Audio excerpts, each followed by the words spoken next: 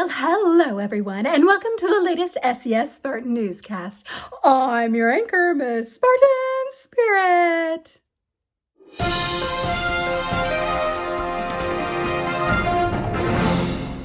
Well, hello all you Valentine Spartans out there. I hope you're having a lovely day. First up, little Spartan Stanley has a secret hiding spot, and it seems to be Valentine related. See if you can figure out where he is this time.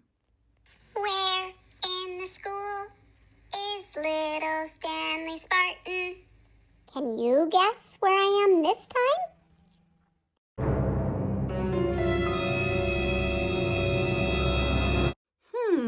There was an awful lot of pink in the background. I don't know, though, quite where that was. We'll have to just wait and see. Next up, we're heading on over to Mrs. Lowinger.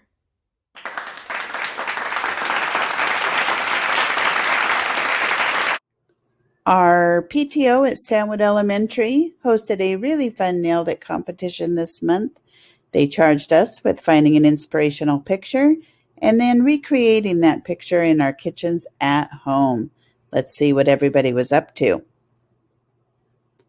Micaiah Longley, Ashley Stolk and Libby Watkins, Carver Brown, Elena Redmond, Jack Reynolds, Landon Glassett and Allison Peck, the Crapo family, and another submission by Leroy Crapo,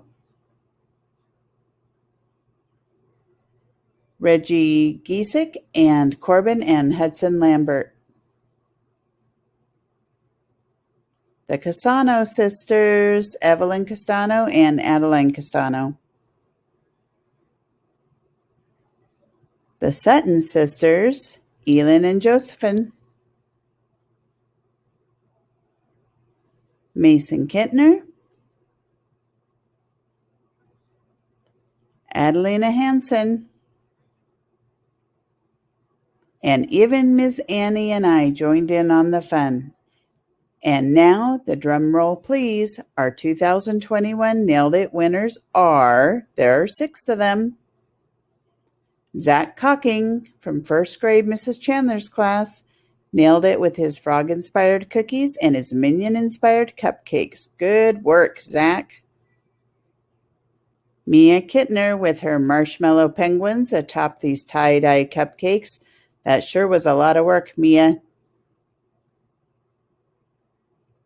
Emma Carroll is a winner from second grade. She made this Xbox-inspired cake. Nice work, Emma. Macy Simpson from fourth grade Ms. Dio's class is a winner for these really cute polar bear-inspired cupcakes. Sterling Markley made this cow-themed cake. Nice work, Sterling. Very neat and tidy. And Isaiah Moffett. He created this Valentine-inspired cake with lots of piped-on roses. Nice work, Isaiah. All 6 winners will be receiving a cookbook for kids called Cooking Class, a red apron, and a red chef's hat. Congratulations to our winners, and thank you for everyone who participated. I want to give a big thank you to our PTO for hosting yet another really fun family event. Thanks so much, Mrs. Lowinger. It was great hearing from you. Next, we're headed to the Counseling Corner. Miss Redding wants to talk to us about responsibility and where that word comes from. Hi, Stanwood Spartans. Miss Redding here. I'm working from home on our snow day, and I'm quite enjoying it. I wanted to come and talk with you a little bit more about our character trait of the month, responsibility. When you think of responsibility, the word responsibility, you'll notice it's really 2 words put together, the word respond and the word ability. So responsibility is our ability to choose how we respond in different situations. And a response is way different from a reaction. It's different to respond than to react. React is quicker and often happens without thinking. Like if someone says something mean to us and we just turn around and say something mean right back, that is a reaction. A response is a little slower and more thought out. So when we respond, we actually think about what we want to do and decide before we do it. And thinking brings me to our mind. Our mind is what we use to think, and the mind is so dynamic, and there are many, many different aspects of the mind. There's one model, though, that I find very helpful when I am deciding how to respond to something. And it is by a woman named Marsha Linehan. I have a picture of it in my office, but I also made one to share with you today. And you'll notice it's two overlapping circles, right? So if you look, in the yellow is reason mind. And reason mind is our logical mind. That is what we use to problem solve. On the other side, in the blue, is emotion mind. And emotion mind is, our emotions are what make us human, and it's the feeling part of our brain, and sometimes we react with our feelings. If you look in the middle, though, the green is what I call wise mind. And wise mind is when we take both reasoning and emotions and kind of blend them together to come up with the very best, wisest way to respond to any situation.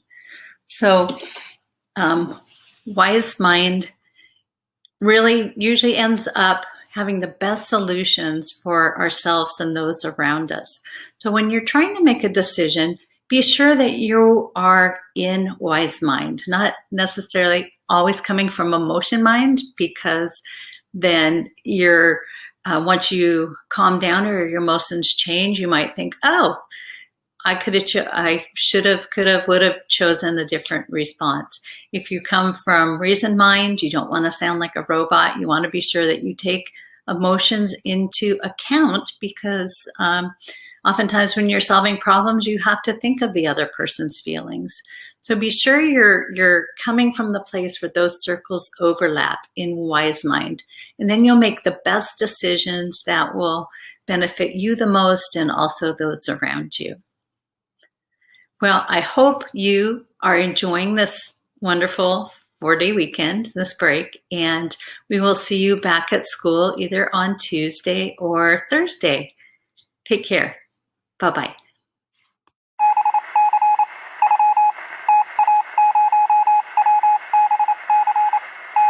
Well, thanks so much, Mrs. Redding. You're so smart. I had never thought about the word responsibility before. And I think it's awfully smart to make wise decisions and be responsible about what we do.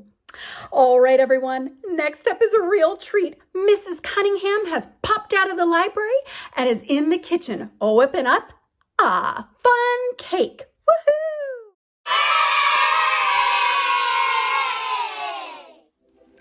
Hi everyone, this is Mrs. Cunningham and this is my daughter Ruby, and today we're going to show you how to make a piñata cake.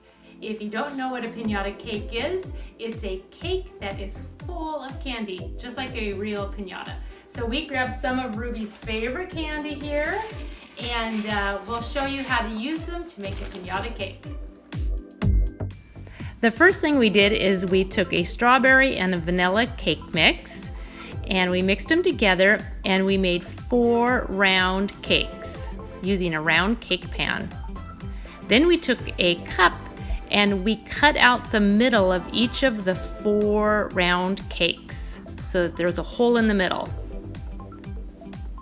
Then we stacked the cakes on top of each other using frosting to keep them together. Then we filled that hole in the middle with all of our favorite candies and then put frosting back on top to cover it up, and then decorated the whole cake. Then we added sprinkles and the rest of the candy on top. And here comes the fun part. Very carefully, you slice yourself a piece of cake. And if you slice it nice and slowly, this is what happens.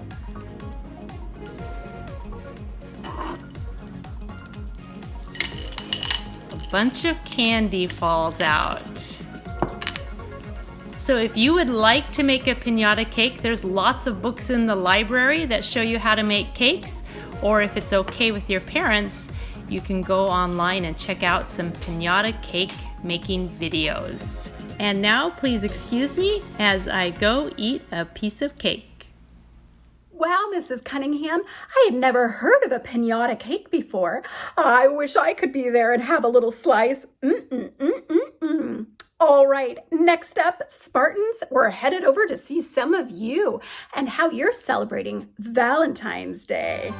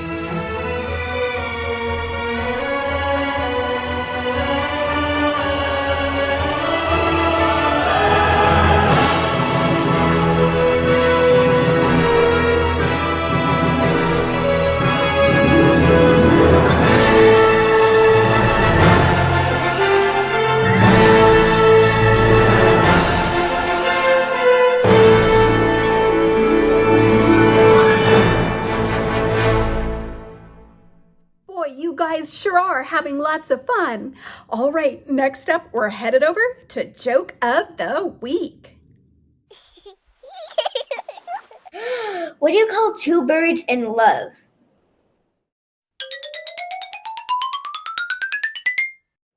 A tweetheart.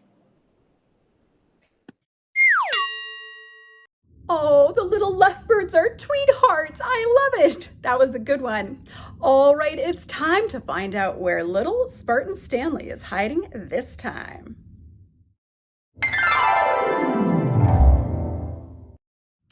You were in the hallway. Boy, SES sure is a great place to love. All right, everyone, it's time to wrap things up. Happy Valentine's Day, and I'll see you next time. Until then, I'm Miss Spartan Spirit. And we're wishing all of our Spartans out there a very happy Valentine's Day.